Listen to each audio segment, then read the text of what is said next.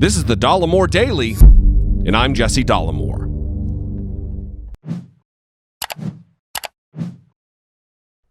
There are few things in this world more deceitful and hideous than racism.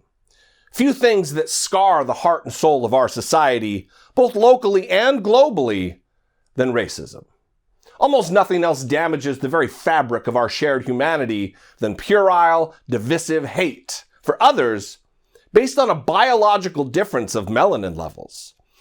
Luckily for us, though, because of its corrosive effects, racism is one of those things that can be easy to spot. For instance, when the 43rd man to hold the office of President of the United States was a black man who, from almost the very beginning of his meteoric rise in American politics, was being accused of being from Africa, accused of lying about his Christian faith. You see, that was racism. The origins of that attempt to undermine the legitimacy of Barack Obama's presidency were rooted in racism and relied on the multi-century history of systemic institutionalized racism found right here in America.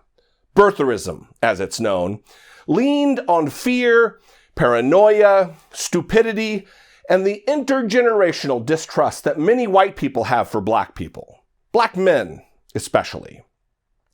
And one of the chief promoters of this vile racist conspiracy theory is none other than the racists, the white supremacists, and the white identitarians' personal choice to be president, Donald Trump. So it should be of no surprise to anyone that when assistant and senior advisor to that same racist president of the United States, Jared Kushner, was asked about birtherism, he clumsily and ineffectually dodged the question. Alexandria Ocasio-Cortez, she has called President Trump a racist. Mm-hmm.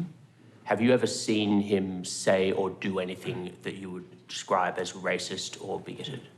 So the answer is no, absolutely not. You can't not be a racist for 69 years, then run for president and be a racist. And what I'll say is that when a lot of the Democrats call the president a racist, I think they're doing a disservice to people who suffer because of real racism in this country. Was birtherism racist? Look, I wasn't really involved in that. I know you weren't. Mm-hmm. Was it racist? Like I said, I wasn't involved in that. I know you weren't. Mm-hmm. Was it racist? Look, I know who the president is, and I have not seen anything in him that is racist. So again, I was not involved in that. Did you wish he didn't do that?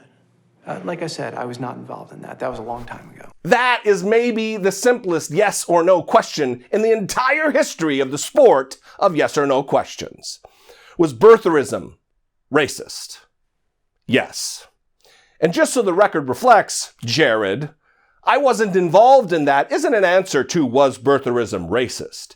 And your refusal to answer signals to everyone that you know it was racist. But you're too afraid of losing your proximity to Donald Trump, and with it, your proximity to global despotic murderers like your pal Mohammed bin Salman. Look, what does it say when the advisors who occupy the closest orbit to Donald Trump have replaced courage with moral turpitude and fail to or refuse to call out racism when they see it? What hope do we as Americans have that these caustic clowns can actually identify racism that's rooted in their dangerous policies? And how are we to have any faith that the policies of this administration aren't simply hatched from the racist conspiracy theory-driven brain of a completely deranged and amoral dipshit? We deserve better. Our nation still has much to achieve on this front, and each day that passes with the KKK's candidate in the Oval Office is a day of regression. You're going to hear me say it a lot now that the 2020 election is so near, but there are bigger things at stake than infrastructure or tax policy.